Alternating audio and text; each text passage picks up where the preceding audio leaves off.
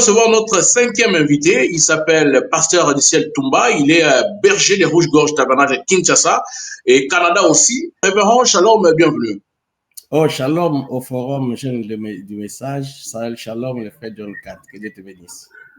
Amen, pasteur. Nous sommes très contents que vous ayez accepté de répondre à nos questions tout autour de cette question qui devient tabou dans le milieu du message, la question qui concerne la dîme. Est-ce que vous vous sentez vraiment à l'aise quand vous parlez des affaires de Dieu en rapport avec l'argent que Dieu a permis que son peuple puisse vous remettre pour que vous puissiez vivre de cela? Je suis très à l'aise. Donc, dans la bouche du sacrificateur, il ne manque pas la loi.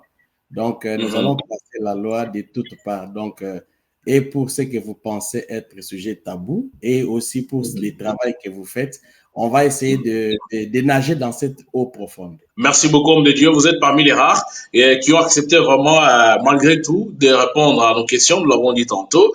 Vraiment, merci pour cela. Alors, la première question serait de savoir, votre église de Kinshasa avait eu des soucis, c'est-à-dire le feu avait calciné presque tout pendant que vous étiez à Kinshasa. Est-ce que vous pouvez nous dire au jour d'aujourd'hui, est-ce que les choses marchent? Est-ce que cette église continue à exister? Parce que vous-même, nous rappelons que vous êtes actuellement au Canada. C'est encore en quelle ville vous êtes maintenant? Actuellement, je suis à Shawinigan, la ville de Shawinigan au Canada, dans la province de... Là, vous avez commencé une nouvelle église depuis un peu plus d'une année, je crois. Oui. Ça porte le même nom, Rouge-Gorge. Et l'église de Kinshasa qui avait eu des soucis, le feu lié à l'électricité avait presque tout brûlé. Est-ce que vous pouvez nous dire l'état des lieux ou l'état d'avancement de cette église de Kinshasa? Merci beaucoup, frère John 4. J'ai précisé que Shawinigan est dans la province de Québec, donc à 2 heures de Montréal, à 30 minutes de la ville qu'on appelle Trois-Rivières et à 1h20 ou 30 de la ville de Québec City, qui est même la capitale de la grande province qu'on appelle Québec. L'église du Canada a commencé le 1er janvier 2024. Effectivement, les installations ou l'implantation s'est produite au mois d'août 2024, donc de la même année. En ce qui concerne l'église de Kinshasa, Rouge-Gorge Tabernacle Kinshasa, elle se porte à merveille avec le bras fort de l'Éternel. Dieu nous a aidés avec les secours de lui-même, l'Éternel, accompagné de quelques minimes, donc parce qu'il y a eu de minimes assistances des enfants de Dieu, donc de toutes parts, et aussi les efforts du forum jeune du message, les jeunes du message. Mais seulement qu'ici, c'est encore un lieu de pouvoir lancer un message de SOS pour que nous puissions avoir assez de moyens pour finaliser. J'invite les enfants de Dieu de passer là-bas sur Mboum 288 à Lingwala pour voir ce qui est déjà fait et pour parachever cette œuvre-là. Merci beaucoup, révérend. Nous espérons que les enfants de Dieu qui nous ont toujours suivis à chaque fois que nous lançons un cri d'alerte, justement pour aider le peuple de Dieu qui se trouve bien sûr dans ce besoin, ils feront quelque chose parce qu'ils l'ont toujours fait. Et nous osons croire que Dieu mettra à cœur pour que cela puisse être mis en première position. Et c'est ça vraiment notre souhait. Alors, révérend, comme vous le savez, aujourd'hui, nous allons parler de la dîme. À qui revient la gestion de la dîme? J'aurais préféré que vous puissiez prendre 10 à 15 minutes pour que vous puissiez d'abord faire comprendre aux enfants de Dieu la vision que Dieu avait derrière lorsqu'il disait au peuple d'Israël d'abord qu'ils puissent amener le 10e de leur butin au temple pour que ceux qui restaient au temple, ceux qui se consacraient pour ce peuple puissent vivre de cela. C'était quoi l'idée au fait derrière cette idée du Seigneur? Bon, d'entrée de jeu, merci beaucoup au jeune forum du message. Je ne peux pas commencer cette émission sans vous donner ma gerbe de fleurs pour ce que vous ne cessez de faire pour le royaume. Donc, je vois ici le frère Cédric Loukoussa, je vois le frère John Katz, je vois le frère Christian Seka et toute la grande équipe que vous avez dans la rédaction et dans la partie technique. Donc, vous faites un très grand travail, que Dieu vous bénisse pour cela. Néanmoins, Amen. toute œuvre humaine ne manque jamais de faiblesses, je ne dirais pas des failles. Donc, au cours de cette émission, j'aimerais que vous soyez aussi prêts pour que nous puissions essayer de donner le meilleur de la parole afin que la parole vous aide aussi. Parce que vous savez, quand un humain fait quelque chose, il s'améliore en fonction de la parole. Alors, s'agissant de ces grands thèmes, ces grands sujets que vous avez commencé à aborder depuis quelques jours, la gestion de la dîme dans une église locale. Alors, avant de pénétrer c'est quoi la dîme et entamer la gestion de la dîme dans une église locale, j'aimerais d'abord préciser une chose, que si j'ai pu accepter de passer aujourd'hui dans cette émission, parce que vous savez, vous-même et beaucoup d'autres de vos collègues ont tant sollicité, c'est vrai qu'on était toujours hésitant, mais du moins, aujourd'hui, je vais appuyer ça par une écriture du saint prophète, donc mon mentor, mon sycomore William Marion Branham, qui dit ici dans la prédication, Christ est révélé dans sa propre parole, au point 96, il dit, nous avons eu à Tucson une émission qui montrait comment l'église de Wesley ou l'église méthodiste est née. Je vais me limiter là, les lecteurs peuvent poursuivre. Donc, Saint William Branham dit que nous avons eu une émission qui montrait comment l'église de Wesley ou l'église méthodiste était née. Donc, cette émission s'est passée à Tucson. Alors, ici aussi, nous sommes dans une émission qui est dirigée par le Forum Jeunes du Message. Donc, je suis très à l'aise d'être dans une émission pour ceux qui sont encore dans les jardins d'enfants, de penser que passer dans des émissions est un élément tentatoire. Donc, merci beaucoup, révérend. Une parenthèse, vous nous avez donné un élément, appui vraiment technique en rapport avec ce que nous faisons. Plusieurs pasteurs, plusieurs prédicateurs pensent que quand on les invite dans une émission, ça va un peu en dehors des principes de la parole. Celui qui est la gerbe agitée. Vous avez parlé du sycomore ici, William Branham. Oui, lui-même est passé dans des émissions. Effectivement, il a arrêté. Même chez lui, dans sa résidence aux États-Unis, il a reçu 2 journalistes. Nous avons la vidéo où il reçoit 2 journalistes qui lui ont posé des questions et c'était l'homme de la caméra. Donc je pense que vraiment, ce que vous avez ajouté ici, ça nous renforce un peu dans notre position de journaliste et ça encourage aussi les serviteurs de Dieu qui hésitaient encore ou qui avaient encore ce frousse de ne pas passer dans des émissions pour éclairer bien sûr le peuple de Dieu sur une certaine question liée à l'actualité. Je crois qu'ils ont aussi cette force et merci vraiment pour cela. Je vous en prie, frère John 4. En tout cas, on est bien disposé de pouvoir venir. Il y a encore tout un chapelet des passages, des références du saint prophète William Branham pour essayer d'aborder la question dans ce que vous faites. Mais je répète encore, il dit, nous avons eu une émission. Donc, vous savez qu'une émission, c'est une émission. Il n'y a pas deux formes de comprendre une émission. Il n'était même pas chez lui, il était à Tucson. C'est là qu'il a eu une émission. Quand je dis chez lui, c'est par rapport à Jeffersonville. Alors, j'aimerais d'entrée de jeu montrer que ici, vous dites que je suis la 5e personne ou le 5e invité. J'aimerais, avec beaucoup de modestie, évoquer 1 Corinthiens 13, 9, qui dit que nous connaissons en partie et nous prophétisons en partie. Donc, la petite connaissance que je pourrais donner, parce que nous connaissons en partie, alors je la prophétise aussi en partie avec la modestie d'être complétée par des vaillants et éminents prédicateurs. Ainsi, notons déjà, parce que nous parlons de ces sujets, j'aimerais que les gens comprennent que c'est une cour des grands. Quand on dit une cour des grands, on a une cour des enfants. Donc, quand vous prenez 1 Corinthiens 13, 11, on nous dit que lorsque j'étais enfant, j'ai parlé comme un enfant. Et lorsque je suis devenu grand, j'ai pu adapter mon langage par rapport à l'âge que j'avais. Donc, ici, il est question de parler un peu comme des grands. Vous voyez, nous devons parler comme des grands. Et avant d'aborder la question, j'aimerais placer quelques éléments fondamentaux. Il est vrai que ce débat est intéressant, mais laissez-moi dire, comme je vous l'ai dit tout à l'heure, le forum Jeunes du Message que vous représentez aujourd'hui, vous avez juste amené sur la place publique un débat qui est presque indigeste, ouais, indigeste, un débat qui n'est pas potable, vous voyez, parce que c'est un domaine de la souveraineté de la parole de Dieu et c'est un domaine qui émane de la gestion locale, qui est une église locale, a une gestion locale et la gestion locale ne se traite pas sur la place publique. Mais néanmoins, bien que les débats soient indigestes, bien que les débats soient non potables, nous allons donner les éléments de la parole. Et avant d'aller dans les éléments de la parole, parce que j'ai suivi quelques questions, j'aimerais vous dire qu'il y a une très grande mise en garde que les saints prophètes de Dieu, William Branham, notre cour suprême, donne. Dans Christ est révélé dans sa propre parole. Il dit, en disloquant les Écritures, vous pourriez mal assembler son corps, placer les pieds où devrait être la tête ou quelque chose comme cela. La suite continue. Donc, nous n'avons pas le droit ici de disloquer la parole parce que nous risquons de placer la tête de Jésus là où elle ne doit pas être. Vous voyez?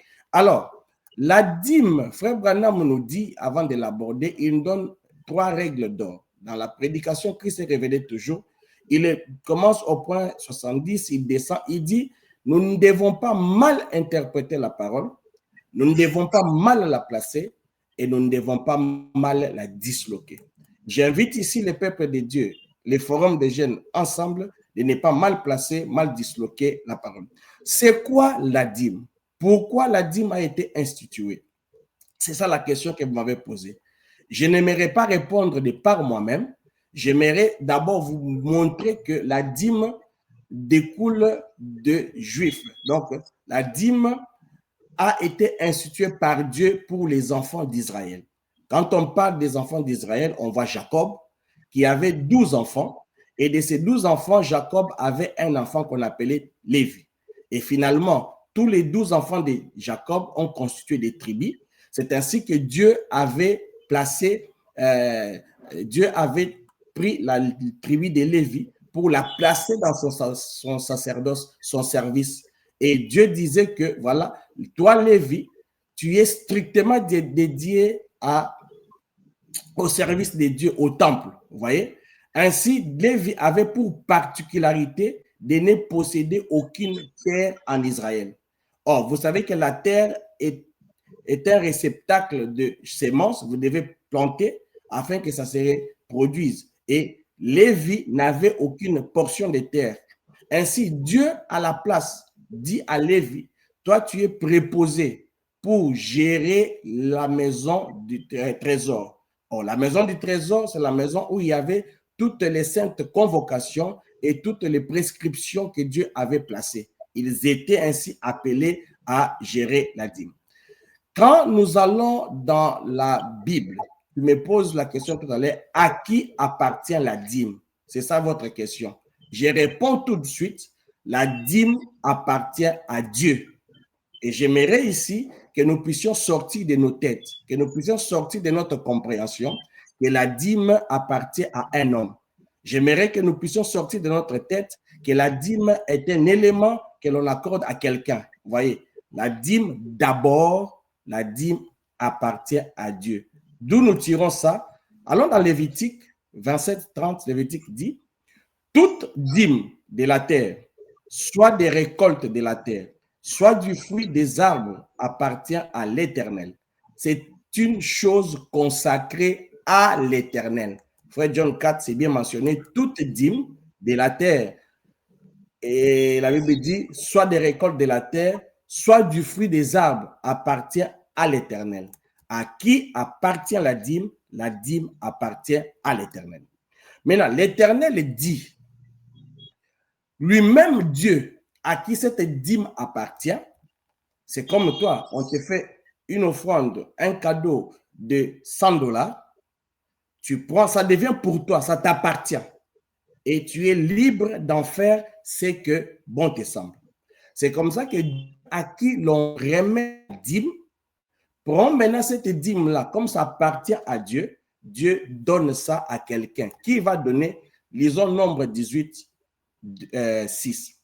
Voici, j'ai pris vos frères, les Lévites, du milieu des enfants d'Israël. Donc, en d'autres termes, j'ai pris la tribu des Lévites du milieu de 12 et il reste 11. Les 11 doivent travailler et Lévi est mis à part. Donnez à l'Éternel, ils vous sont remis en don pour faire les services de la tente d'assignation. Vous voyez, on dit qu'on donne à l'Éternel, l'Éternel donne à Lévi. L'Éternel continue. Toi, Lévi, tes fils avec toi, vous observerez les fonctions de votre sacerdoce pour tout ce qui concerne l'autel. Et pour ce qui est dedans du voile, c'est les services que vous ferez. Vous voyez, si Ruben, si Siméon devait cultiver la terre, Lévi a été contentionné, Lévi a été réquisitionné pour faire les services divins. Ainsi, écoute, Dieu dit, je vous accorde en pur don l'exercice du sacerdoce.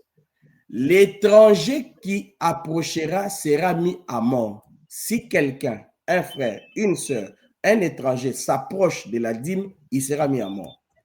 Et pour terminer, l'Éternel dit à Aaron, écoute-moi, voici, de toutes les choses que consacrent les enfants d'Israël, consacrées donc données à Dieu, je te donne celles qui me sont offertes par élévation. Vous voyez, j'ai dit au début, la dîme appartient à Dieu, la dîme, on la paye à Dieu, la dîme, on la donne à Dieu, et Dieu prend ça, il remet à qui il veut. À qui il donne à Lévi. Il dit maintenant à Aaron, voici de toutes les choses que consacrent les enfants d'Israël, je te donne celles qui me sont offertes par élévation. Je te les donne à toi, à tes fils, comme droit d'onction par une loi perpétuelle. Donc ici, en d'autres termes, quelqu'un qui ne veut pas parler de la dîme, il peut parler, j'ai payé mon droit d'onction. J'ai donné mon droit d'onction. Donc, aujourd'hui, je suis en train de demander aux évoluer, comme on a dit. Quand on devient mature, on doit avoir un langage de mature, des enfants adultes. Donc, la dîme, ça s'appelle le droit d'onction. Nous l'avons lu. Ainsi, vous savez que notre saint prophète William Branham, mon mentor, mon sycomore, William Branham, la Cour suprême, dit que l'onction tue. Une prédication de 20 minutes sous onction est comparable à 8 heures de dur labeur. Maintenant, ce que nous devons comprendre, c'est que nous devons comprendre que la dîme est un droit de Dieu, la dîme est un droit d'onction. Pourquoi ainsi se réjouir de l'onction et ne pas se réjouir de payer pour l'onction? Or, Dieu veut que l'on paye pour l'onction. Dans Nombre 18, 24, on dit, je donne comme possession aux Lévites, les dîmes que les enfants d'Israël présenteront à l'Éternel par élévation. C'est pourquoi j'ai dit à leur égard, ils n'auront point de possession au milieu des enfants d'Israël. Ils n'auront rien, seulement la dîme.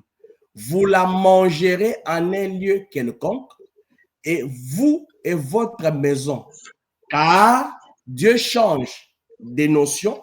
Dieu ajoute une autre notion, il dit, car c'est votre salaire pour les services que vous faites dans l'attente d'assignation.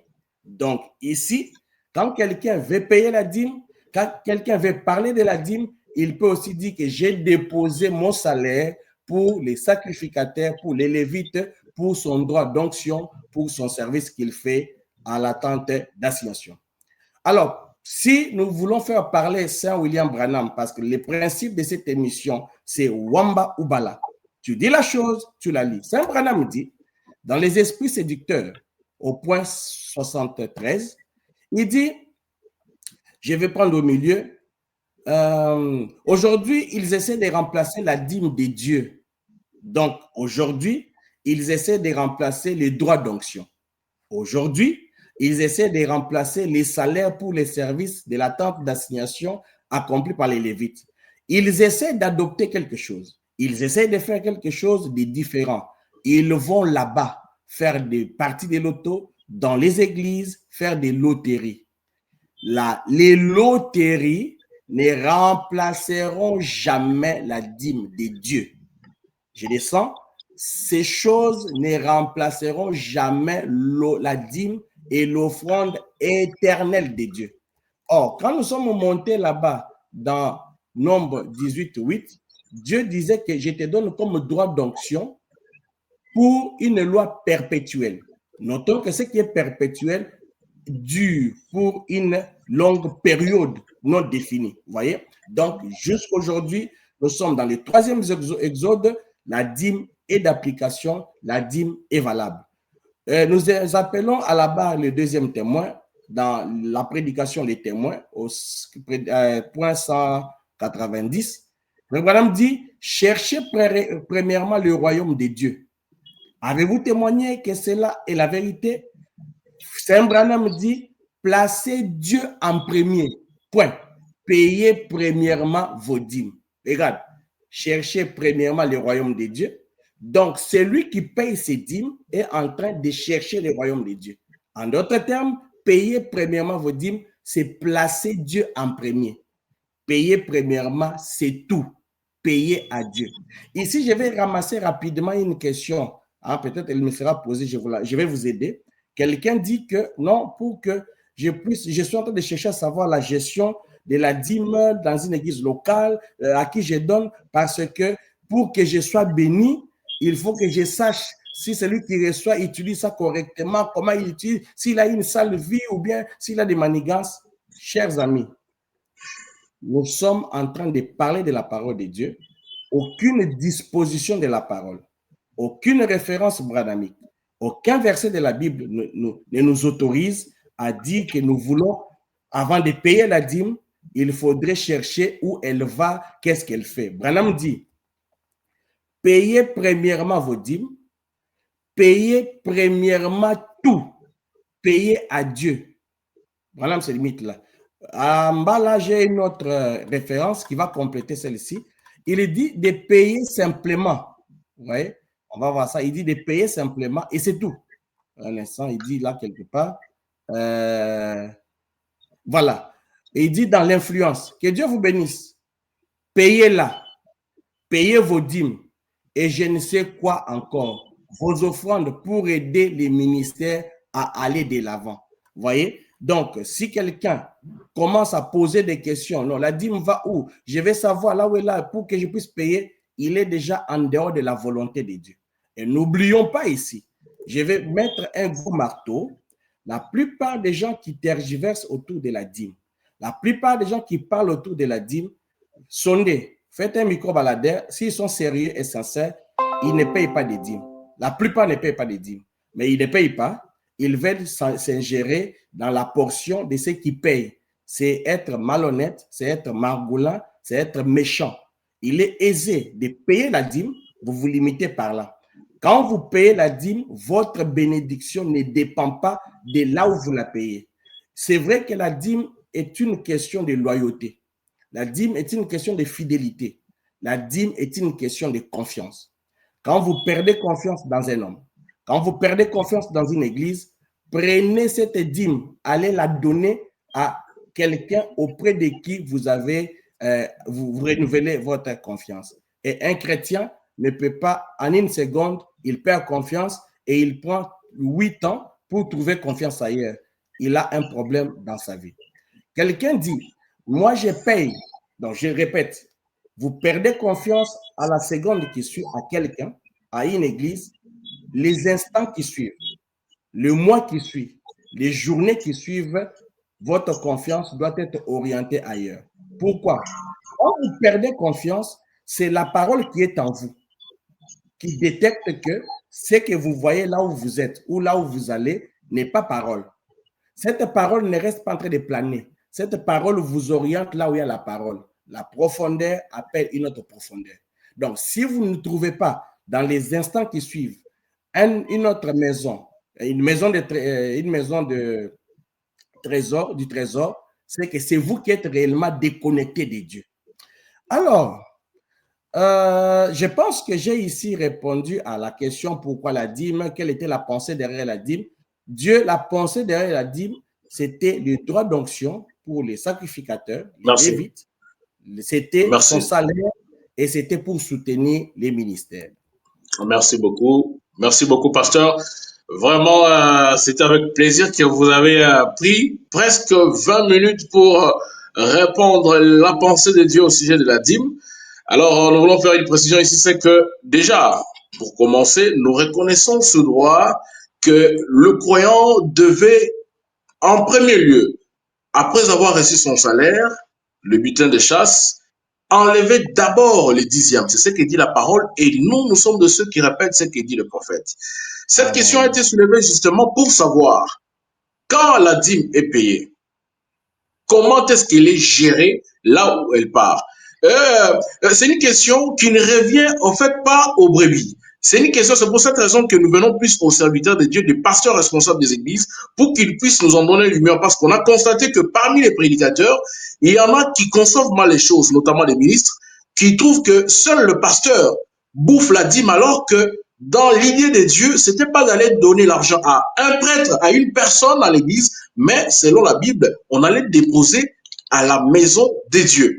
Et ces ministres nous ont convoqués. Ils ont dit, forme le jeune du message, à la lumière de la parole, dites-nous comment est-ce que la dîme est gérée dans la maison du Seigneur. Parce qu'il s'avère que tous, et le pasteur responsable, le numéro 1 de l'église bien sûr, et nous ministres, parfois on se retrouve que c'est nous les ministres qui prêchons plus que le pasteur. C'est une parenthèse.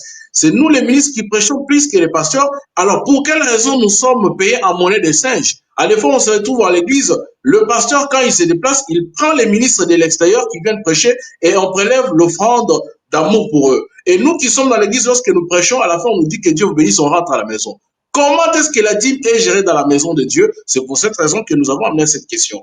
Ici, il n'est pas question de soulever le peuple de Dieu ou bien de les envoyer à la désobéissance de la loi de Dieu. En commençant par la Bible, jusque dans le message aujourd'hui, Frère Branham autorise ou n'a pas annulé le fait qu'un croyant, une brebis, puisse amener la dîme dans la maison du trésor. Et ici, la question, je l'ai dit tantôt, c'est la question qui vient des ministres qui travaillent dans les églises. Et c'est pour cette raison que nous venons vers des responsables pour que vous puissiez nous éclairer. J'espère que vous aurez peut-être le temps, pasteur, de ramasser un peu rapidement aussi pour répondre à cette question. Mais je vais prendre la question qui suit, justement. Vous avez parlé de la dîme qui représentait les droits d'onction sur l'envoyé de Dieu dans l'assemblée locale. Mais vous savez qu'au temple, pasteur, la dîme, on versait, dans l'ancien temps bien sûr, on versait ça à la maison du trésor, dans la maison de Dieu. Alors, quand cette dîme était versée, on versait ça à une personne ou bien on donnait ça à l'ensemble de tous ceux qui travaillaient, étant comme des Lévites, bien sûr, parce que c'était toute cette tribu qui ne travaillait pas. Dieu avait dit que tous les Lévites devaient vivre de ce que leurs frères amenaient comme dixième, étant comme le butin de leur travail. Alors, dites-nous un peu, cette dîme, on versait ça chez qui? Chez une personne ou bien on donnait ça pour que tous les Lévites puissent vivre de cela? Voilà un peu la deuxième question. John 4, je vais bien Oui, pasteur. répondre assez directement à cette question, mais avant de la répondre, effectivement, j'aimerais profiter de votre espace pour essayer de rappeler à l'ordre. Nous devons rappeler à l'ordre toute personne qui se déclare prédicateur ou ministre. Nous dispensons ici les brebis et les croyants parce que vous mettez en exergue, vous mettez en évidence, à l'avant-plan, les serviteurs de Dieu, les ministres. J'aimerais vous dire ceci, frère John 4. Votre espace, le forum Jeune du Message, a pour devise tout ce que le prophète Branham a dit. Et Branham dit ceci. Une erreur ne corrige pas une autre erreur. S'il y a une erreur découverte quelque part, l'espace public n'est pas un endroit qui est consacré à venir étaler ce qui se passe derrière la maison ou ce qui se passe dans la maison. Bien-aimés frères, la vie est la même des tabous et des principes. Nous savons tous que quand un jeune homme se marie, c'est pour aller donner naissance. Et il se rencontre avec sa femme, ils ont les fruits de la conception. On ne va pas ici commencer à dire, écoutez, c'est pour des raisons de pudeur, hein, pour des pudeurs. On ne va pas dire, écoutez, quand ils sont allés, ils ont enlevé les habits, l'homme a touché là-bas, il a touché devant, il a touché derrière, ils l'ont même monté. Non. Comprenez? On va seulement se limiter sur le fait qu'ils se sont mariés, l'enfant est né, il est à l'hôpital. C'est même la raison pour laquelle, par intelligence, d'attendre que l'enfant grandisse, parce qu'il a encore le langage des enfants, on dit aux enfants, les enfants disent, maman est allée acheter l'enfant. Maman est allée acheter un bébé. Ça, c'est déjà ce que Dieu a placé dans les naturels. William Marion Branham, notre mentor, la Cour suprême, nous dit que les naturels a toujours été les reflets du spirituel. Donc, si dans les naturels, il y a des modesties, il y a des retenues, sur la vie spirituelle, il faudrait aussi qu'on ait de la vie spirituelle. Laissez-moi même te S'il vous plaît, choquer. pasteur, s'il vous plaît, pasteur, une parenthèse. Je voudrais un peu savoir, est-ce que vous êtes gêné quand on vous pose des questions sur la dîme? Parce que nous savons que Frère Branham lui-même a donné toutes les orientations liées à l'utilisation de la dîme. Ici, nous allons Non, vous lire des citations où Frère Branham parle de la dîme. Ce n'est pas une question tabou comme vous pouvez peut-être insinuer, mais c'est une question qui révèle, en fait, qui relève de la parole. Et elle doit mériter une réponse parce qu'aujourd'hui, et vos prédicateurs, et les brebis, et les ministres, et ceux qui réclament la gestion de la dîme dans une église locale sont des lecteurs des mêmes brochures que vous lisez. Il n'y a pas de livres qui sont consacrés pour les pasteurs et des brochures consacrées à une certaine autre catégorie. Aujourd'hui, une personne qui croit le message aujourd'hui, s'il est intelligent, je pense que ce n'est pas les intelligents qui comprennent le message, mais s'il peut lire aussi, par la grâce de Dieu, il va comprendre ce que Dieu voulait dire par le ministère de William Branham. Alors, nous voulons que vous, en venant, vous puissiez nous éclairer à la lumière du message. La gestion de la dîme selon le principe du message. Qu'a dit William Branham? Au lieu de fustiger peut-être le fait que d'autres, cette catégorie de ceux qui se réclament aussi prédicateurs dans une église, viennent réclamer. Ce n'est pas une erreur. Et je ne pense pas que c'est un péché d'avoir rappelé pour connaître réellement comment est-ce qu'on gère la dîme dans la maison du trésor. Voilà un peu. Je rappelle ici, je rappelle et je soutiens veillement qu'il y a des questions par politesse, par retenue, qui ne doivent pas être amenées sur la place publique. Ça, je vous le rappelle. Et je comme la dîme, par exemple? Non, pas la dîme. La dîme, on peut en parler de bout en comble. Mais nous parlons ici pas de la dîme, mais nous parlons de la gestion de la dîme. Voilà. Parler de la dîme, c'est la parole de Dieu. Parler de la dîme, on est comme dans. Seulement de rappeler que la gestion maintenant de cette dîme dans une église locale n'a jamais fait sujet d'un principe divin pour dire écoutez, passer, parler, chercher à comprendre. Vous voyez, quand il y a un souci comme ça, les prédicateurs, les ministres là se réfèrent à leur pasteur. Quand ils ne voient pas clair auprès de leur pasteur, ils montrent. Frère Branham dit qu'il y a des anciens, qu'il se réfère aux anciens, ainsi de suite. Mais cela n'est pas le problème. Vous avez posé la question, il y avait des dîmes. Ou est-ce qu'on donnait à un homme ou bien comment ça se faisait? Regarde, quand Dieu place l'homme sur la terre, Dieu lui demande gouverne la terre. La gestion de gouverner, Dieu, c'est une intelligence que Dieu donne à l'homme. Dieu donne des principes majeurs. Regarde, c'est peut-être parce que vous avez suivi, mais je ne vais pas assez avec attention. Je vous répète là où on a lu. Regarde là où on a lu dans Nombre. Regarde ce qui se passe. Dieu commence à définir deux notions là-bas. Vous voyez? Dans Nombre, Dieu définit deux notions. La première notion, elle est la notion de tous les vites, où Dieu dit, c'est la part d'onction. Vous voyez? Mais à la fin, John 4, regarde ce que Dieu dit à la fin. À la fin, Dieu dit ceci. Au début, il dit, voici, j'ai pris vos frères, les Lévites du milieu, tu vois? Je donne à l'Éternel, il vous donne remis en don pour faire les services dans la tente d'assignation. Toi, tes fils avec toi, tu comprends? Je vous accorde. Regarde ce que Dieu fait. Il y a deux notions que nous ne voyons pas ici. La première notion, c'est que c'est la notion générale où Dieu prend ce qu'on lui donne, il le donne à tout le monde.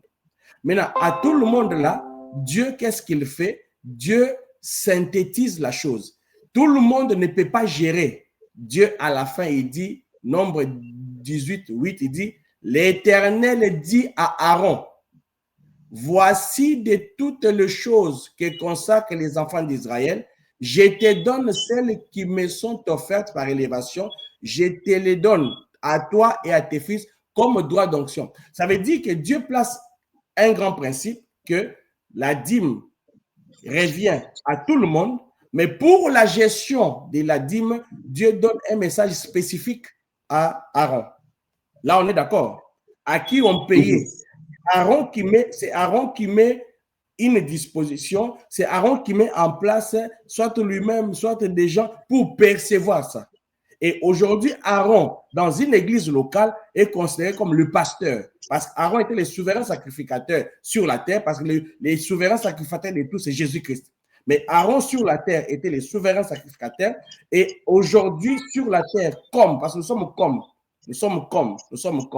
Et aujourd'hui, le rôle qu'Aaron jouait, ce rôle-là revient au pasteur d'une église locale.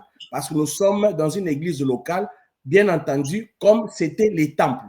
Vous voyez, les temples étaient un lieu bien précis et l'église locale est un lieu bien précis géographiquement. La tente d'assignation, Aaron avait mis en place et c'est Aaron qui devait maintenant redistribuer. Et ici aussi, Dieu donne aux pasteurs, les pasteurs mettent un système en place et c'est au pasteur de redistribuer. Vous comprenez? Qui perçoit les pasteurs? Dieu donne aux pasteurs. Comment les pasteurs perçoivent? Les pasteurs, les gens viennent à l'église. Il y a des paniers, il y a des boîtes, comme c'était dans l'Ancien Testament, ils placent là-bas. Les pasteurs travaillent avec ses administrateurs. Il a des diacres qui perçoivent, qui récoltent. Les pasteurs ont des administrateurs. Les administrateurs épaulent les pasteurs. Vous voyez, ils épaulent les pasteurs. Mais cela n'est pas exclu. Cela n'est pas exclu. Suivez-moi bien, frère John. Cela n'est pas exclu que les pasteurs lui-même prennent cela pour gérer, pour ouvrir, pour s'occuper de ça. Il n'y a aucune interdit parce que ça revenait à Aaron. Et Aaron, c'est les pasteurs. Comprenez? Donc, comment on percevait ça au temple? Dieu avait donné l'intelligence à Aaron de bien recueillir ça pour faire quoi? Redistribuer. Merci beaucoup, pasteur. Alors, nous allons prendre une autre question. Nous comprenons vraiment que vous êtes vraiment pertinent dans ce que vous dites et ça éclaircit vraiment la lanterne des enfants de Dieu. J'aimerais que les gens comprennent le frère John Katz aujourd'hui parce que peut-être les gens pensent que ces questions-là, c'est moi qui mets la pression sur les serviteurs de Dieu pour qu'ils puissent répondre. Non, non, c'est des questions que, d'ailleurs, je l'ai dit tantôt, nous recevons des enfants de Dieu, des serviteurs de Dieu qui nous les envoient et nous faisons cette ignorance de venir les poser aux serviteurs de Dieu. Il se pourrait que nous aussi nous soyons, que nous ayons connaissance de ce que le prophète dit en la matière. Mais ici, nous voulons que vous qui êtes des responsables des églises, des pasteurs, puissiez éclairer tout le monde. Et je crois que c'est votre réponse, étant donné qu'un journaliste n'a pas de paroles ou des choses à dire à ceux qui le suivent, c'est beaucoup plus vous qui êtes nos invités qui venez éclairer la lanterne des enfants de Dieu. Alors, pasteur, prenons le cas d'aujourd'hui. Lorsque les dîmes sont recueillis à l'église, on les remet d'abord soit aux administrateurs, vous avez dit parce qu'ils sont chargés des finances de l'église, soit la personne peut venir déposer directement chez le pasteur.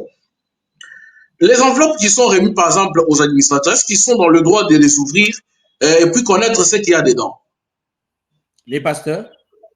Non, aux administrateurs. Le pasteur, c'est lui la phase finale des réceptions de la dîme. Maintenant, les administrateurs qui sont vos collaborateurs, on peut les appeler ainsi. Est-ce qu'ils ont ce droit d'ouvrir les enveloppes et connaître ce qu'il y a dedans? Mais l'ordre de l'Église a tranché. Je vous ai dit ici, je vais bien repréciser. Les administrateurs peuvent ouvrir ces enveloppes, ils peuvent compter, ils peuvent classer, ils peuvent envoyer ça à la trésorerie et faire un rapport au pasteur, c'est dans leur mission. Tout comme un pasteur disait que moi, toutes les dîmes, percevez, touchez les enveloppes, amenez-les vers moi, il n'y a aucune écriture qui les condamne parce que c'est destiné à lui. Les tout premiers pasteurs les tout premiers administrateurs d'une église, directeurs des chants, les tout premiers, c'est les pasteurs. Les diacres, les premiers, c'est les pasteurs. Donc, les moniteurs de l'écodime, c'est les pasteurs. Donc, ça veut dire que si les pasteurs, dans son intelligence, dans sa gestion, parce que notre sycomore dit, William Branham dit, que Dieu traite avec les pasteurs. Les pasteurs ont une conduite, évidemment, sous l'éclairage du Saint-Esprit. S'il est conduit par le Saint-Esprit, de dire non, vous percevez, mais venez, laissez-moi gérer, c'est libre choix à lui. Mais seulement la finalité doit être claire et transparente parce que pour Saint William Marion Branham, tout était clair et transparent. D'accord. Merci beaucoup, pasteur. William Branham dit que la dîme, quand elle est donnée au pasteur, c'est pour qu'il en vive, et ainsi de suite. vous, personnellement, parce qu'ici, nous voulons avoir maintenant votre avis en tant que responsable des deux églises, lorsque vous percevez les dîmes. Frère Branham dit que pour son cas, il recevait les dîmes pour une partie vivre avec sa famille, c'est ce qu'il dit dans certaines citations, mais aussi il parle ainsi de suite. Une autre catégorie de personnes qui doivent vivre de cela. Est-ce que vous pouvez nous parler de cette catégorie qui peuvent aussi vivre de la dîme en dehors de la famille du pasteur et lui-même le pasteur? Ok, merci beaucoup, frère John Cat. Déjà, les mots vivre avec les dîmes, ce n'est pas un mot créé, inventé par notre mentor, notre cours suprême, Saint William Marion Branham. La Bible, déjà, je vous ai lu, je peux lire autant de citations. La Bible dit que c'est un salaire. Et les salaires, vous savez qu'il a toujours un caractère alimentaire. Vous voyez, les salaires ont un caractère alimentaire. On a un salaire pour vivre, pour manger. Déjà, c'est la Bible que Saint William Branham éclaire davantage. Quand il dit ça, il éclaire davantage la mission, l'objectif de la vie. Ici, je vais placer un mot. Notre frère Branham dit, le saint prophète de Dieu, il dit que dans ce troisième exode dans lequel nous sommes, chaque église est autonome dans sa gestion. Et frère Branham dit que chaque église est organisée à sa manière, à sa façon, tel que bon leur semble, si cela n'empiète pas les Écritures. Vous comprenez? Donc, ici, gestion locale de la dîme, elle est singulière, elle est particulière, elle est individuelle et elle est autonome, école faite à chaque église locale. Alors, je vais vous poser la question. Quand vous parlez de la dîme, vous parlez de quelle dîme avec quel type d'église? Nous avons des églises qui ont assez beaucoup de membres, qui génèrent beaucoup de dîmes, des offrandes. Et moi, je n'aimerais pas ici qu'on parle seulement des dîmes, j'aimerais plutôt qu'on parle des finances. Parce qu'une église n'a pas que des dîmes, une église a des finances. C'est dans les finances qu'on trouve les dîmes, qu'on trouve les offrandes. Et les offrandes, vous savez, il y en a les gens, il y en a plusieurs. Offrandes d'amour, offrandes de culte ordinaire, il y en a plein, pléthore. Il y a des dons, il y a les délègues et tout ce qui va avec. Voyez. Quand maintenant, chaque pasteur dans son église reçoit ça, que le Saint-Esprit les conduise à pouvoir gérer. Mais je vais quand même, j'ai compris votre souci.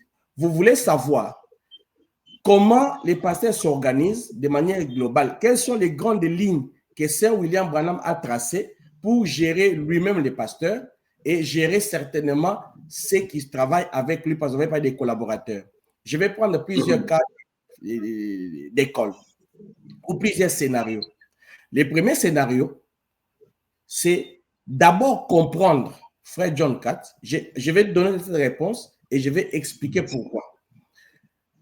L'église qui naît, parce que l'église, vous savez c'est quoi une église? L'église, c'est un groupe de gens autour d'un ministère, autour d'un don. Si nous avons un groupe de gens, des croyants, sans un don, sans un ministère, sans un ministre, sans un pasteur, ce n'est pas une église. L'église, c'est un groupe de gens autour d'un don, autour d'un ministère. Les ministères commencent. Les ministères s'étendent. Vous savez, vous et moi, à l'exception près de quelques églises qui commencent avec un grand nombre de gens et fortunés. Toute la plupart des églises que nous voyons, que nous connaissons, ces églises commencent avec les fonds des pasteurs, au pluriel. Ces églises évoluent avec les efforts des pasteurs, au prix de leurs sacrifices, au prix de leur famille, au prix de tout ce qui va avec toute leur vie. Ils le mettent pour que l'église avance. Ça, là, ce n'est pas vu. Vous voyez? Ça, les gens ne voient pas. On en parle moins. Mais seulement, c'est quand l'église devient à l'image que Dieu voulait que l'église porte des bonnes finances, c'est alors qu'on parle. Mais néanmoins, regarde, une église qui a seul, un pasteur seul, sans ministre, les pasteurs seuls, cette dîme lui revient. Comme Saint Branham a dit, la dîme revient au pasteur et ainsi de suite pour en vivre. La dîme va aux Lévites. La dîme, il y a des citations, on n'a pas de temps, où Frère Branham explicite clairement que la dîme va au pasteur, va au ministre, au singulier, pas au pluriel. Ici, quand Branham me dit ça, il est dans ce que je vous ai lu dans Nombre 18:8. On désigne un homme qui est le souverain sacrificateur Aaron. Et aujourd'hui, Aaron, dans chaque église locale, c'est les pasteurs. Ça, c'était dans les cas où Aaron est seul. Aaron n'a pas eu d'enfant. Vous voyez? C'est à lui. Il s'est nourri de ça. C'est son salaire. Mais nous avons un autre cas de figure où Aaron est fécond. Aaron est fécond. Aaron met au monde des enfants. Et sachez que tout enfant qui naît dans une maison doit suivre le cursus normal d'une croissance. On ne doit pas avoir un enfant qui fait l'école buissonnière. On ne doit pas avoir un enfant qui saute des étapes, un enfant rebelle, un enfant voleur, un enfant turbulent. Non. La turbulence existe, mais on peut ramener cela. Mais un enfant pour lequel on fait des efforts pour ramener, il continue sa turbulence, finalement, sa place n'est pas à côté de ses parents ou à côté de son père. C'est pour dire quoi? C'est pour dire que toute église où un pasteur est fécond, il met au monde des enfants. Ça peut être par naissance de son ministère direct ou ça peut être par adoption. Il a adopté des enfants. Quand il a des enfants à son sein, pour qu'il commence à gérer la dîme et intégrer ces enfants-là, ces enfants ont une seule chose à faire, c'est atteindre la maturité.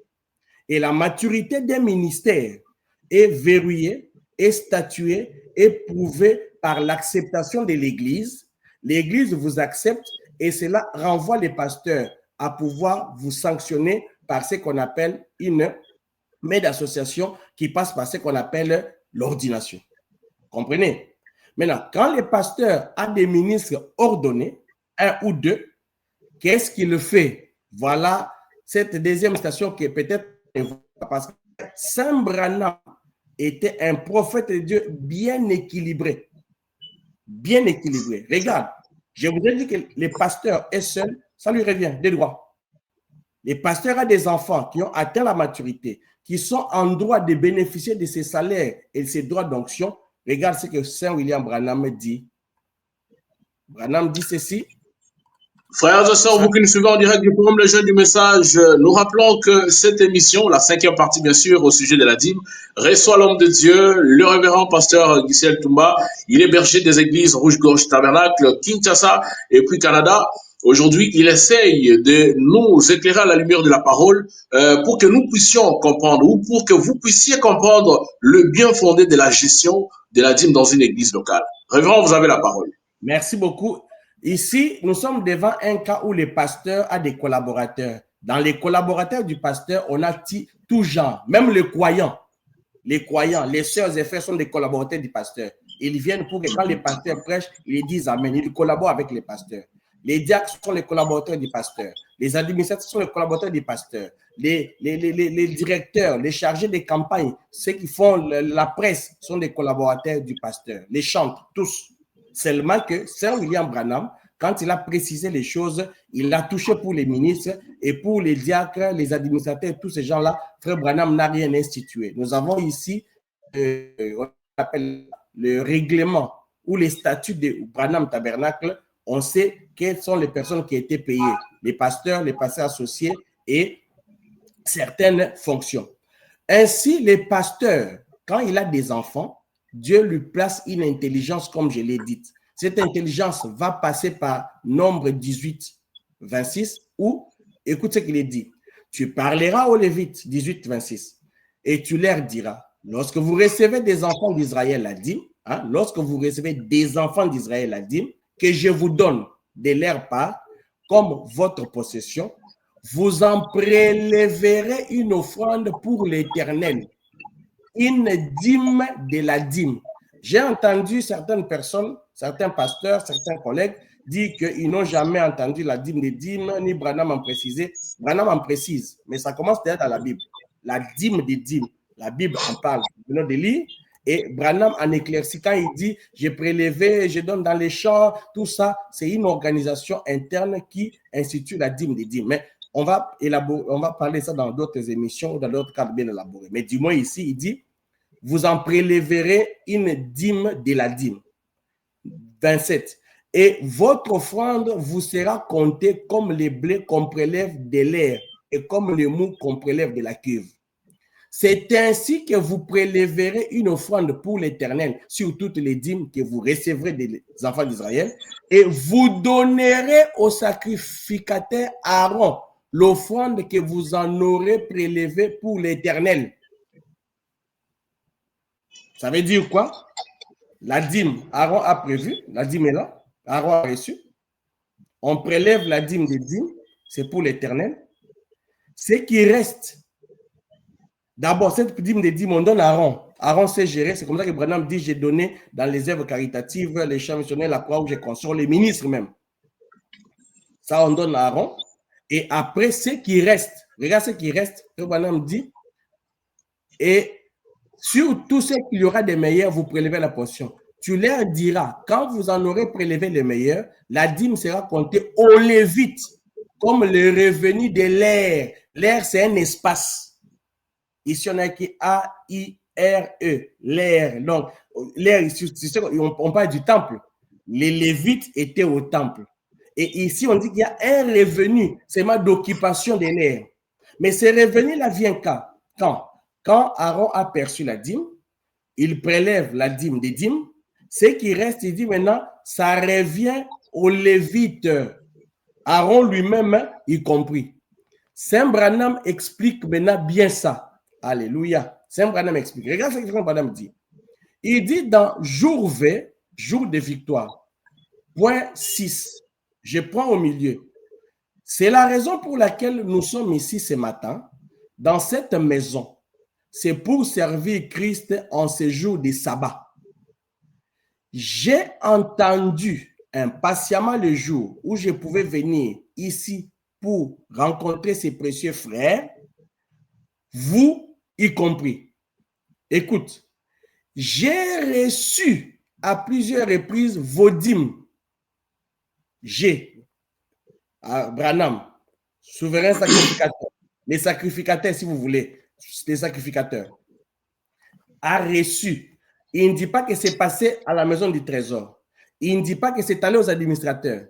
Il ne dit pas que les administrateurs ont perçu, ils sont venus me donner. Non, il dit j'ai, moi Branham, j'ai, de ses propres mains. J'ai reçu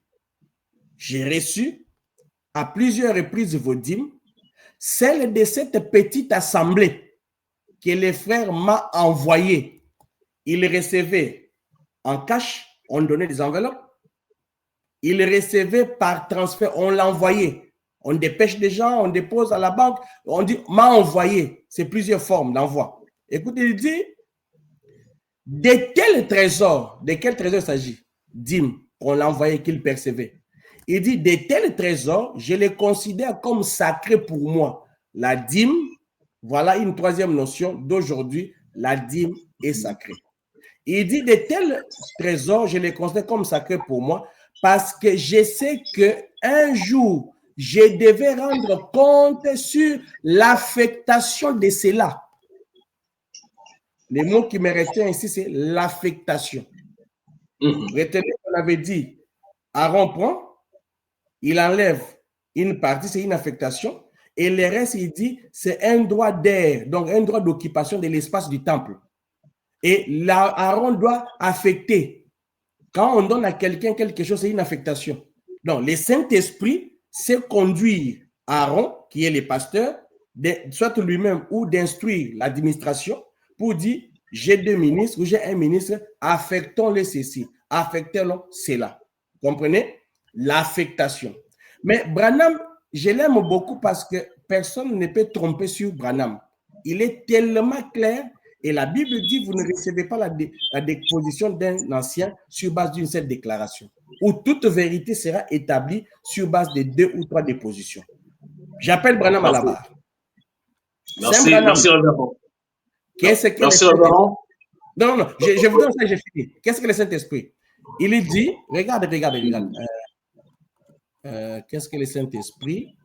Si on peut aller rapidement parce que là, nous devons chuter, pasteur. Oui. Il dit ceci, maintenant, au point 155, quand Dieu mettait l'ordre, écoute, quand Dieu mettait de l'ordre, il a dit, vous, tous les Lévites. Il dit quoi? Vous, tous les Lévites. Ça, c'est Branham. Qu'est-ce que le Saint-Esprit? Point 155. Quand Dieu mettait de l'ordre, il a dit, vous tous les Lévites, je vous ai appelés pour que vous soyez des sacrificateurs. Et tous vos frères, les 14 autres, les autres tribus, vous payeront la dîme. On paiera la dîme à qui? À tous les Lévites. Mais ça passe par qui? Ça passe par Aaron. Et il descend, il dit, mais vous les Lévites, quand vous recevrez tout cela, alors vous aussi, vous donnerez la dîme à l'Éternel. Vous ferez l'offrande agitée. Vous voyez? Donc, tous les Lévites. Donc, c'est ce que je voulais vous montrer que quand Aaron perçoit, Aaron doit avoir le Saint-Esprit pour être conduit par Dieu, de savoir qu'il est Lévite, il gère, mais il a aussi d'autres Lévites. Ça, c'est dans les cas où le pasteur n'est pas seul, il a des collaborateurs qui sont multiples, mais nous avons pris la catégorie des collaborateurs qui sont les prédicateurs, mais je précise, matures, sanctionnés par une main d'association, qui est l'ordination. Merci. Merci beaucoup, révérend.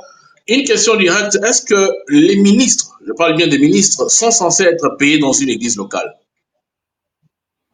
À cette question directe, je répondrai aussi que tout dépend de certaines circonstances.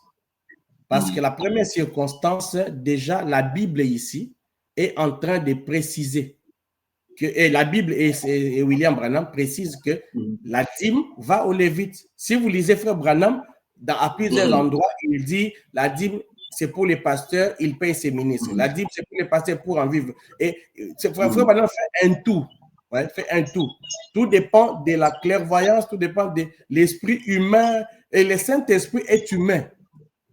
Non, étant donné, s'il vous plaît, pasteur, étant donné que la dîme va aux Lévites, eux aussi les ministres, dont l'église locale étant des Lévites, est-ce qu'ils sont censés être payés un peu comme lui-même, le pasteur, on va dire le propriétaire de l'église en des termes un peu directs, donc le propriétaire de l'église est payé par des dîmes. Est-ce qu'ils sont censés être payés? Je vous disais ici que tout dépend des circonstances. Il y a des églises qui reçoivent des dîmes. D'abord, il y a des églises qui ne reçoivent pas des dîmes, ça existe, parce que les enfants des dîmes ne sont pas encore à la hauteur d'avoir des dîmes pour payer ou du travail, des revenus. Il y a des églises qui peuvent faire toute une année, ils n'ont que des dîmes de $30, $40. Déjà insuffisant pour les pasteurs. Cette catégorie... Non, ça nous devons, s'il vous plaît, pasteur, partant de ce que vous avez dit là, nous pouvons considérer que non, les autres peuvent être payés que lorsque le pasteur est satisfait ou bien tous les besoins du pasteur, celui qui est propriétaire de l'église, sont satisfaits. Genre, on peut retenir comme ça là. Exactement, c'est là que je venais. Parce que la Bible a déjà dit que les Lévites ont comme salaire le droit d'onction. Les droits d'onction, il n'y a pas que les pasteurs qui ont l'onction. Quand les ministres prêchent, il y a l'onction, les gens disent Amen, Alléluia, ils vont. Ça dépend maintenant de la gestion d'un pasteur local. Un pasteur correct, un pasteur sensé est appelé à regarder son entourage en face et établir ses responsabilités en fonction de tous les besoins qui vont avec. Si toutes les charges de l'Église sont déjà élaguées, si toutes les charges de l'Église sont déjà comblées, et les charges de lui-même pasteur comblées, parce que les pasteurs n'est pas au même rang que ces Lévites-là. C'est lui en premier, c'est lui d'abord. Il faut que lui d'abord soit satisfait, lui soit comblé. Ensuite, s'il est d'abord lui-même incapable, je ne parle pas d'un pasteur égoïste. Un pasteur égoïste, c'est celui qui tout va bien, mais il ferme les yeux. Ouais, il ferme les yeux. Moi, je parle d'un pasteur correct ayant le Saint-Esprit, parce que le Saint-Esprit est une personne. D'accord, pasteur. Merci beaucoup. Nous retenons que les ministres dans une église locale ne peuvent pas être payés tant que les besoins primordiaux du pasteur responsable de l'église soient d'abord résolus, et aussi les charges liées à l'exploitation ou bien au fonctionnement de l'église, voulais-je dire. Donc, c'est ce qu'on peut retenir. Si toutes les finances sont en mesure d'atteindre cet objectif, mais si les finances ne sont pas en mesure, les pasteurs continuent à challenger pour voir comment avancer avec les ministères, jusqu'à ce qu'il ait de quoi soutenir les ministères. Et dans les cas des églises qui ont des pasteurs associés, est-ce qu'eux sont obligatoirement payés comme le pasteur responsable, ou bien leur traitement est différent des ministres? Les pasteurs associés, comme je vous ai dit, c'est un pasteur, mais il n'a pas les mêmes prérogatives, il ne joue pas le même rôle que les pasteurs titulaires. Déjà, les pasteurs associés, dans la réalité, à moins que les frères Branham les disent même, ils prennent le rôle quand le pasteur est absent. Quand le pasteur est en mission, quand le pasteur c'est alors qu'il entre en fonction. Sinon, quand le pasteur est là, le pasteur associé est en hibernation.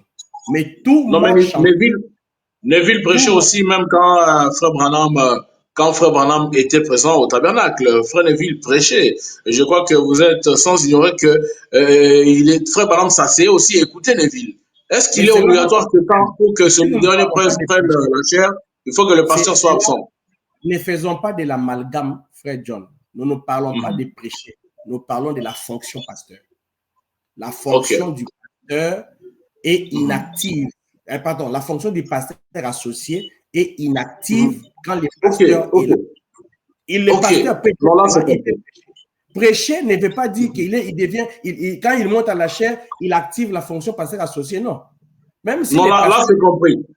Non, le contexte que vous avez abordé là est vraiment compris. Donc, la fonction pasteur, c'est même en dehors du fait de prêcher. Donc, ça, c'est vraiment scindé comme cela. Alors, pasteur, vous avez évoqué ici une citation, une référence de Frère Branham qui dit qu'il avait reçu la dîme. C'est lui qui recevait les dîmes. Mais il y a aussi quelque part où il dit, par exemple, dans la foi d'Abraham, de 1959, où il dit, il y a quelque temps, quelqu'un allait me donner une offrande importante, il dit que c'était la dîme. Mais c'était trop pour moi et je lui ai dit que je ne pouvais pas recevoir une telle offrande. Il a dit, mais Frère Branham, je dois vous la donner. Il a dit, ce sont des dîmes. J'ai dit, eh bien, si ce sont des dîmes, c'est destiné à l'église de Dieu.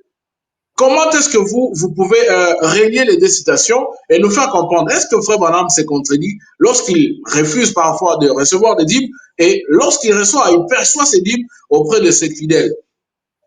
Frère John 4, je vous ai dit ici au début de l'émission, j'ai placé une mise en garde sévère de mon mort William Branham.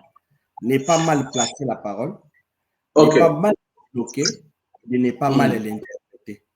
Il ne vous est pas donné le droit d'interpréter une parole ou la comprendre.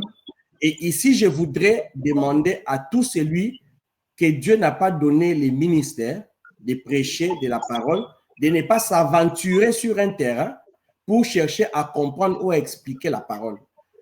Un prostitué peut bien t'expliquer son domaine de prostitution. Un journaliste comme vous pouvez m'expliquer votre... Je viens même de découvrir que vous avez un programme streaming hier que je ne connaissais pas. Donc, vous êtes seul habilité à m'expliquer ce qui est de votre domaine. Le domaine des serviteurs de Dieu, essayez de faire un grand effort de ne pas vous y mêler pour pouvoir expliquer. Regarde, un prophète n'est pas un ami. Un prophète n'est pas un voisin.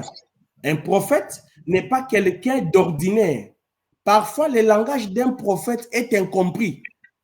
Un prophète peut te dire que cette couleur que tu vois noire, elle est noire. Pendant que toi, tu vois que c'est blanc, tu acceptes que c'est noir. Tu comprends?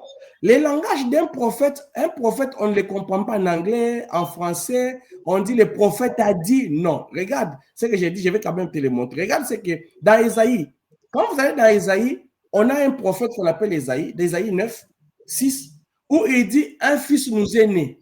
Les gens regardent à côté, oh, Ésaïe, où est un fils? La domination répond, oh, Ésaïe, arrête ça. Ésaïe voyait un fils. Un autre cas, nous avons le vieux Siméon, averti divinement. Il va entrer au temple, il va passer, il s'arrête.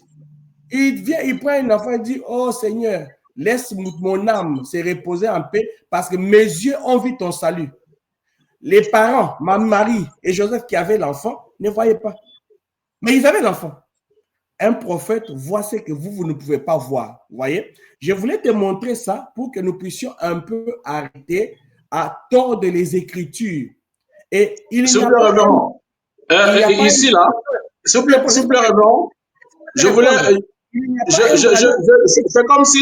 Une parenthèse, pasteur. C'est comme si, d'après notre entendement, parce que nous devons chuter, c'est comme s'il y a des citations qui vous soutiennent dans votre position que vous êtes en train de vous approprier. Et lorsqu'on lit des citations de ce que Frère Branham a fait, vous semblez ignorer pour nous faire comprendre que nous ne pouvons pas interpréter la parole. Alors, pasteur, il y a quelque chose. S'il vous plaît, pasteur, je vais vous laisser la parole. le frère Branham est l'interprète divin de la parole. Et quand il est parti, il n'a pas laissé des mystères cachés pour son peuple. Nous estimons que c'est lui qui a interprété la Bible et tous ceux qui viennent après, ils doivent comprendre l'essence. C'est pourquoi même il a dit, dites simplement ce qui est dit sur les bandes. Aujourd'hui, avec des systèmes de, voilà, c'est telle catégorie qui doit comprendre le message. Aujourd'hui, il y en a qui adorent William Branham. Étant des Lévites, ils se disent pasteur. Il y en a qui adorent Jésus dans le message. Il y en a qui adorent Joseph Branham. Pourquoi? Parce qu'on a laissé à seule une certaine catégorie de gens de comprendre ou bien d'expliquer les choses de Dieu. Alors que Branham était clair. Est-ce que vous pouvez nous répondre par rapport à cette citation? Nous voulons être vraiment directs. Est-ce que Frère Branham s'était trompé? Il a mal parlé ou bien il avait voulu flouer les gens par rapport à la perception de la Bible? C'était ça la question, elle est simple, pasteur. Frère John 4, j'ai placé, il faut placer des bases pour vous aider et aider ceux qui nous suivent, les auditeurs ou les téléspectateurs. Une question, on ne peut pas la laisser détourner et vous voulez attendre quelque chose de mieux. Non. Il faudrait placer les choses dans leur contexte réel. Je t'ai dit ici, je poursuivais pour te dire que j'ai placé la fondation, mais laisse-moi te répondre. Nous n'avons pas un Branham qui gifle un autre Branham. Nous n'avons pas un Branham qui chicote un autre Branham. Une citation de Branham qui chicote. Toi, Branham, tu en connais? Une autre citation de Branham qui chicote une autre citation. Si tu vas aller dans ces contextes, laisse-moi te dire. Est-ce que tu sais que Branham dont tu parles, qu'il a refusé des dîmes? J'ai t'ai lu ici que Branham a perçu des dîmes. Quel est le Branham qu'il faut prendre? C'est quel Branham? Les Branham qui refusent les dîmes ou les Branham qui prennent les dîmes? Il faut placer. Et c'est ça maintenant votre rôle. Effectivement, c'est pourquoi quand je suis dans mon rôle, laisse-moi jouer mon rôle pour que tu comprennes. Je vous ai dit, n'explique pas. D'accord. Allez-y, pasteur, allez-y. Allez-y. Un Branham qui. J'ai donné des citations. Une, toi tu as une, moi on prend laquelle? Ça, c'est la première chose. N'as-tu pas lu Branham qui dit qu'on lui a donné des offrandes, il a accepté, des offrandes d'amour, et on lui a donné un chèque, c'était une offrande, il a refusé. On va prendre quoi? Là où il a refusé le chèque, ou là il a accepté. Un prophète est conduit. Un prophète est conduit. Un prophète peut même voir la source de cet argent-là. Vous savez, avec les frères je crois, je peux me tromper le nom. C'était Bozoff ou bien les frères qui étaient à l'hôtel. Bon, les noms m'échappent, mais les lecteurs savent. Son frère qui était témoin de Jéhovah, qui était avec une femme. Oh non, frère Branham, il ne croyait pas Branham. Maintenant, vous dire, oh non, frère Branham dit, tu avais bien fait de fuir par la fenêtre parce que cet homme-là avait une arme. Vous voyez un peu? Ça veut dire que le prophète est dans une certaine dimension. Le prophète est dans une certaine sphère. Une condition, on donne, il peut prendre, il sait pourquoi il a refusé, il a vu des choses. Tout comme on donne, il prend. Vous voyez un peu? N'as-tu pas lu que Branham dit que je reçois un véhicule chaque année? Les frères Moore organisent un événement, chaque année il a des véhicules, mais n'as-tu pas lu qu'on lui avait donné un véhicule, il a refusé? Mais on va dire quoi? On va s'attacher, tu vois un peu, c'est là que je t'ai dit que, frère bien-aimé, un prophète, on le laisse dans un contexte bien précis. Quand il ne dit pas que je n'ai pas pris, vous ne prenez pas aussi, c'est mauvais. On se limite là. Effectivement, cette citation-là, si tu la poursuis bien, frère Branham n'a pas refusé cet argent-là. Si tu poursuis bien cette citation-là, frère Branham n'a pas refusé ça. Frère Branham montre que, monsieur, tu viens avec cet argent, oui, je ne vais pas prendre. Il y a des serviteurs de Dieu dans les champs qui mangent 2 fois, parce que tu n'as pas de législation, je connais la station, qui à peine par semaine, ils mangent 2 fois. Des serviteurs de Dieu qui marchent pieds nus. Vous voyez? Frère Branham voulait assez que cette fois-là, comme lui voyait, comme il savait, qu'il y avait des serviteurs de Dieu qui ne savaient pas que ça aille là-bas. Vous voyez? Mais il y a des moments où Frère Branham a reçu des chèques. À la fin de Frère Branham, parce qu'il y a cette affaire il percevait par semaine $100. C'est aussi une affaire ridicule. C'est très ridicule. Frère Branham avait un salaire. Non, mais il recevait, pasteur. Vous n'allez pas appeler ça ridicule parce que Frère Branham, il percevait et puis il l'a dit aussi. Il l'a dit aussi. Ce que j'appelle ridicule, c'est la compréhension biaisée de cette affaire-là. Le même Branham me dit il percevait $100 chaque semaine. Le même Branham me dit que par jour, il fallait $100 pour le fonctionnement de son bureau. Le même Branham dit qu'on lui donnait $100 quand il faisait les dépenses, il restait avec $75, 7 et $5, $75. Donc Branham est par jour, il a $100. Par fois 30, ça fait combien? 3000. Vous voyez? Fois 30, 3000. Le même Branham a $400 par mois. 100, 4 semaines. Le même Branham a 75 qui restent.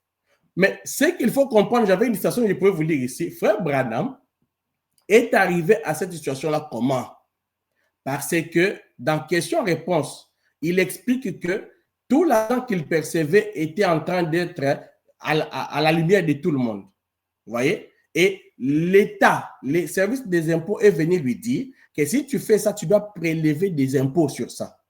Mais il y a une disposition de la loi qui prévoit à ce que tu puisses utiliser aisément, sans difficulté, les fonds que tu reçois. C'est ainsi que vers la fin de sa vie, Saint William Branham va constituer une association évangélique Branham. Comprenez? Et les fonds là-bas, et il va diriger ça là-bas. Merci. Frère John Katz, oui, pasteur.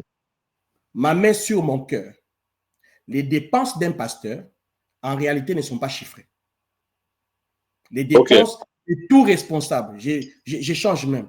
Les dépenses de tout responsable ne sont pas chiffrées. Il disait ce qu'il pouvait à peine faire.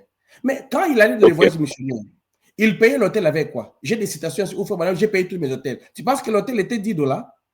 Il payait, et puis il faisait combien de temps? Il payait l'avion avec quoi? Ça veut dire. À des fois, on le prenait aussi en charge. C'est un élément qu'il ne faut pas oublier. À des fois, les organisateurs le prenaient en charge. Oui, il y avait des prises en charge qu'on prenait, on les prend en charge, on lui donne quelque chose.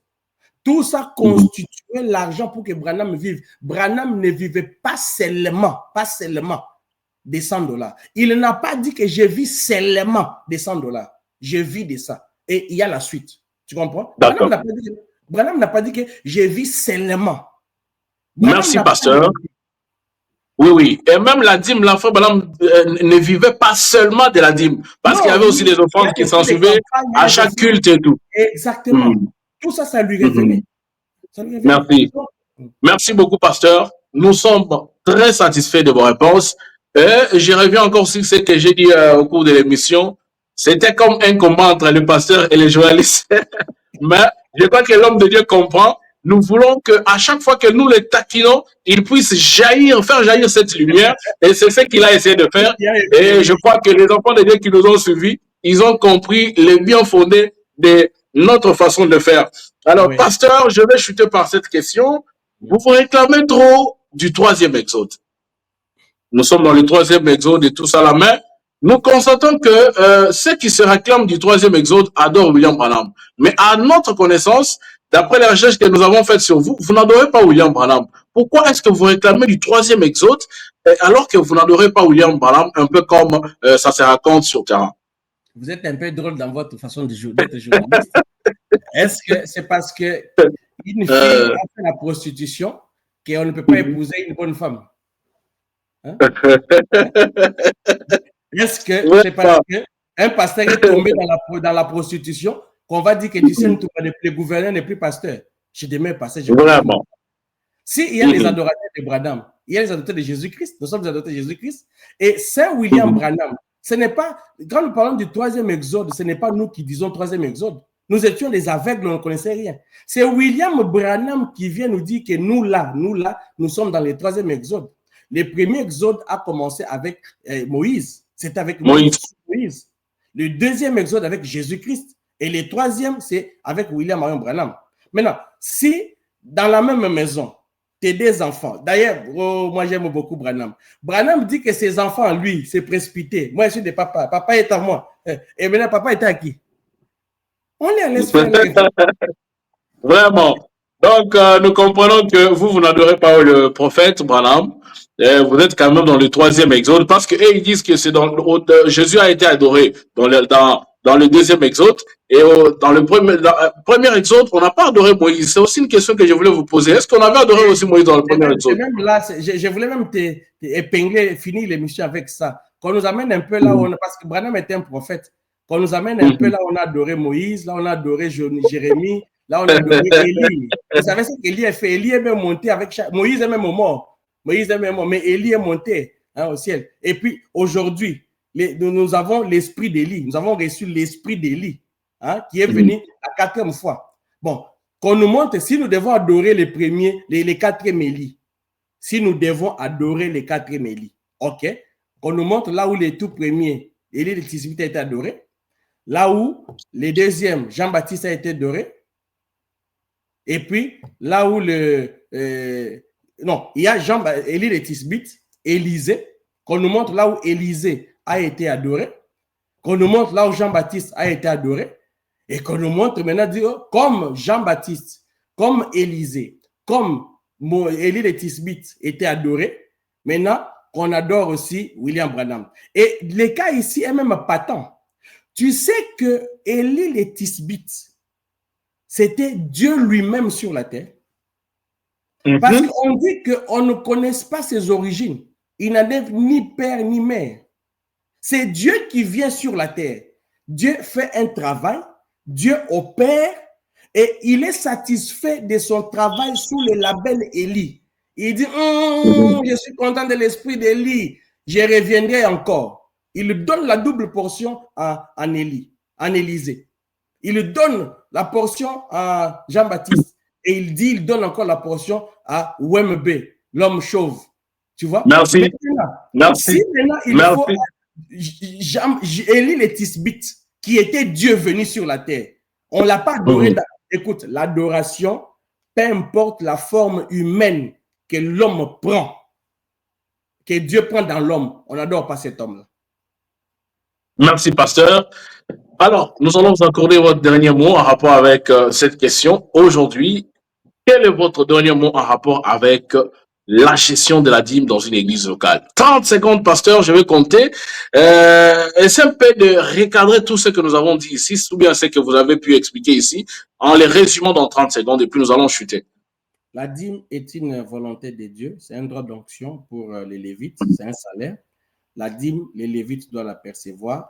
Et si le pasteur est dans une église, ça lui revient de plein droit. S'il a des enfants, des ministres, il se redistribue. On a lu Branham affecté. Il se redistribue ça. On a lu une deuxième citation de Branham qui dit que même la Bible elle-même, d'où est venue la dîme. On a dit Aaron prélève une partie et puis il dispatche un peu pour les autres. Mais de manière efficiente, si l'église a atteint la maturité financière, et si le pasteur est satisfait. Parce que Frère Branham dit quelque part que le pasteur ne doit pas travailler. Il dit même que si lui avait travaillé, ce n'était pas bon. Il ne conseille pas d'autres pasteurs de travailler. Donc, les ministres qui n'ont pas assez beaucoup de responsabilités dans une église, je leur conseille d'aller trouver du travail parce qu'on ne va pas aussi être avec des fainéants, des gens qui n'aiment pas travailler au nom des ministères. Branham me dit, on ne vient pas dans les ministères comme un gagne-pain. Le ministère n'est pas un gagne-pain. Ça veut dire que tu dois voir tout ce que tu fais. Et parce que les vies qu'on disait là, il avait la dîme, mais il avait son frère Simeon. Simeon pouvait lui donner quelque chose. Ruben pouvait lui donner quelque chose et il pouvait vivre. Donc, c'est un peu les similaires. Donc, qu'ils aillent trouver du travail. Mais ici, si on trouve qu'il est correct, il sert Dieu dans la bonne volonté, sans souci pécunier, on lui donne quelque chose. C'est son droit à lui. Mais il doit mériter cela. Merci beaucoup, pasteur. Que le Seigneur bénisse pour avoir éclairé notre public qui nous suit régulièrement. Nous donnons rendez-vous prochainement dans le cadre peut-être de notre sujet. Nous allons vous inviter à chaque fois et surtout votre disponibilité. Et nous osons croire que Dieu vous donnera toujours le temps pour que vous veniez répondre. Merci pour cela. Alors, frères et sœurs, vous qui nous avez suivis depuis le début, nous rappelons que le pasteur Michel Toumba est berger des Rouges-Gorges Tabernacle des églises. Il se trouve ici à Kinshasa et puis au Canada. Il a accepté de répondre à notre question cruciale, la gestion de la dîme dans une église locale. À qui revient ce droit de gérer? À la lumière de la parole, il a lu plusieurs citations et des références du prophète ainsi que la Bible. Et j'ose croire que ce qu'il a donné vous a aidé dans votre compréhension nette de la parole. Nous vous disons merci. Je rappelle que c'est votre frère John Cat à la présentation aujourd'hui et vous donnons rendez-vous prochainement dans les cadres des omissions du Forum de Jeunes du Message. Bye.